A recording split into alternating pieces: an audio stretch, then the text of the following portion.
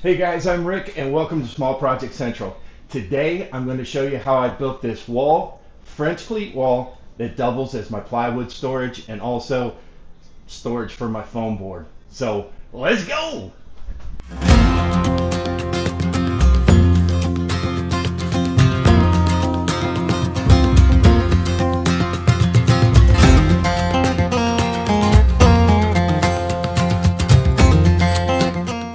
The wall space for storing full sheets of plywood basically didn't exist in my small workshop. At first, I simply leaned the plywood against any wall that didn't have something on it. I found out pretty quickly that leaning plywood against the wall would result in a warped sheet. Plus, I only have 9-foot ceilings in the garage, so it was difficult to maneuver the sheets when I was ready to cut one. So, I came up with the best solution I could, and that was making a hollow wall attached to an existing wall where I could easily slide in and out full sheets of plywood and laminate without taking up valuable space in my workshop.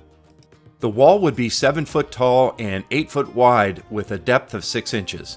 This would result in only 4 square feet of floor space being used.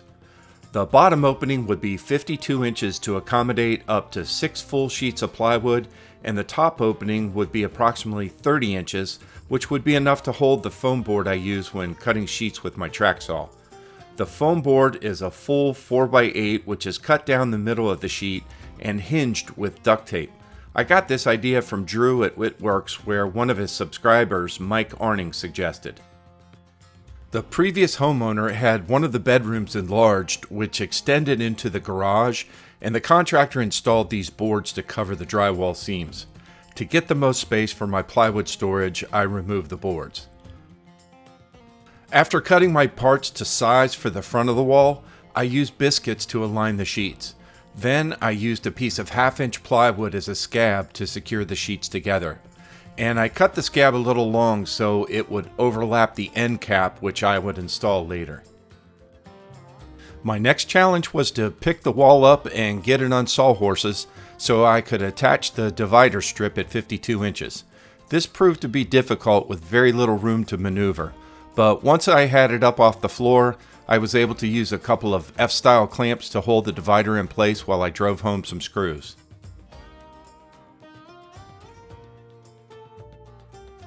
Next, I installed the scabs on the wall, making sure I hit every stud. I positioned the scabs to support the divider and the top piece. It was then time to move the wall into place.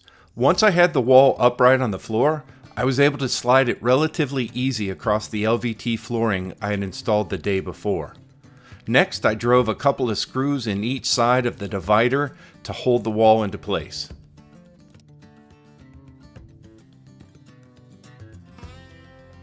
It was getting late, but I wanted to at least get the top installed before I quit for the night. I drove in several screws into both the face of the wall as well as the top scab to make sure that the cleat wall had a secure connection to the bedroom wall. I was happy with the progress I made and was looking forward to getting the framework of the wall completed.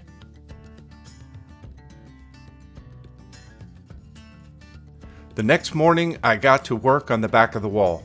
I realized at this point that the floor had a pretty severe slope, which caused the top scab to stick out the back of the cleat wall. I don't own a multi-tool, so I wasn't really sure how to cut it off without damaging the drywall. So I decided to just make a cutout on the back piece. It really isn't noticeable. After making all the cuts, I positioned the back piece and secured it in place with several screws, making sure to hit the scabs, divider, top, and front wall. I also wanted to add a power strip to the back of the wall for easy access. I have both drill presses and my bug zapper in that location, which worked out perfectly.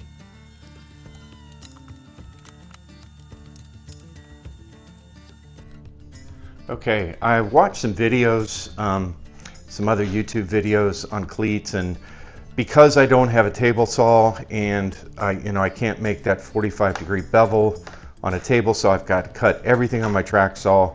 What I'm going to do is I'm going to cut the bottom part. I'm going to measure it out at 3 inches, and then the kerf on my Festool track saw is approximately 1.8 millimeters, which it's going to bring it down to about 2 15/16. And then the top pieces, I'm going to cut those at 2 3/16, which will actually bring it down to like, I'm going to measure it at 2 3/16. It'll bring it down around 2 1/8. And then I'm going to make a 3-inch gap between the two. Okay, so each time that I'm setting up the track, right after I make that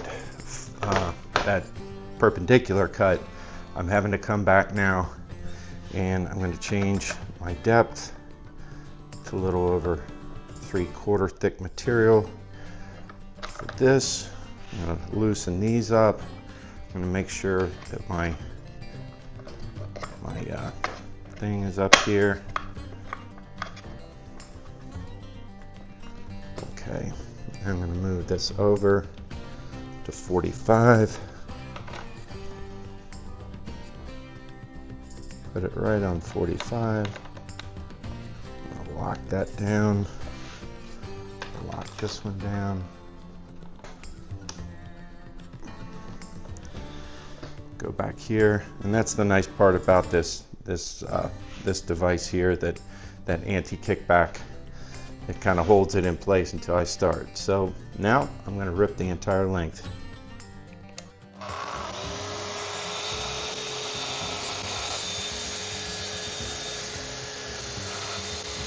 So I continued to cut all the cleats that would be attached to the wall, as well as the smaller cleats for the tool hangers. I also cut a couple of 3-inch blocks to use as spacers between the cleats.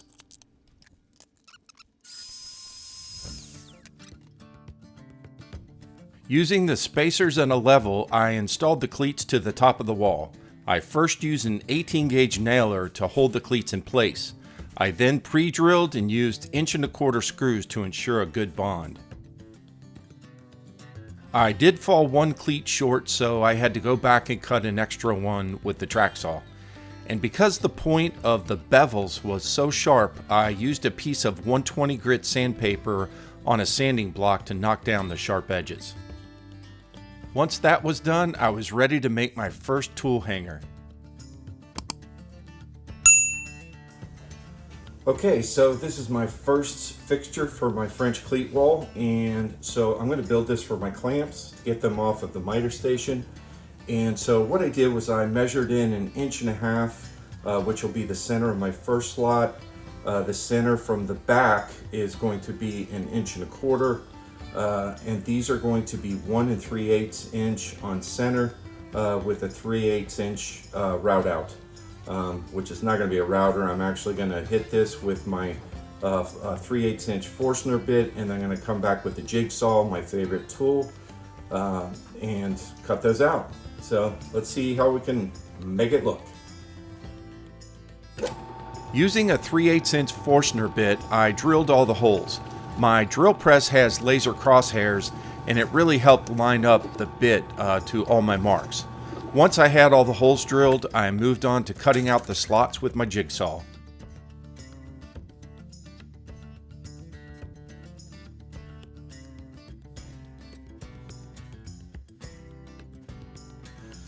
Okay, so I just did a test cut, and I'm thinking we're looking good here. Fits in nicely. There's distance, enough distance between each one to grab it off. And I've still got some meat here that I'm going to be able to screw into from the back side. So now just to cut the rest of them out. Once I had all the slots cut, I measured out for the sides of the clamp rack and made the cuts on my miter saw. I also cut the back and the hanger cleat to size. Okay, now I've got all my pieces cut, so I'm going to glue, staple, and pop some screws in, and then we'll add our French cleat to the back side. I went on to make a few more hangers for my glue bottles, tape measures, and squares. I'm super happy with the results of this build. Hopefully this has inspired you to get creative with your storage challenges.